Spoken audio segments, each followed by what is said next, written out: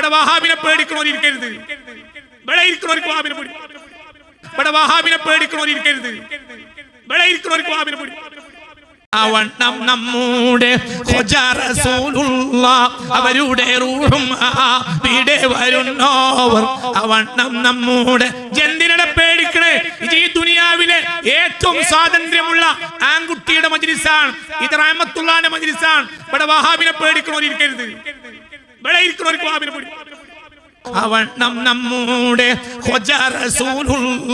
അവരുടെ റൂഹും ഇവിടെ വരുന്നോവർ. മുഹീദ്ദീൻ ഷെയ്ഖ് റളിയല്ലാഹുവിന്റെ മജ്‌ലിസിന്റെ പ്രത്യേകത, ആ മജ്‌ലിസിൽ ആര് വരും? ബയാൻ തുടങ്ങിയ റസൂലുള്ളാഹി വരും. അപ്പോൾ ആ മജ്‌ലിസിൽ പങ്കെടുത്തവരൊക്കെ ആരായി? മദീനയുടെ മജ്‌ലിസിൽ പങ്കെടുത്ത വലിയ അവിടെ ആര് വരും? റസൂലുള്ളാഹി വരും.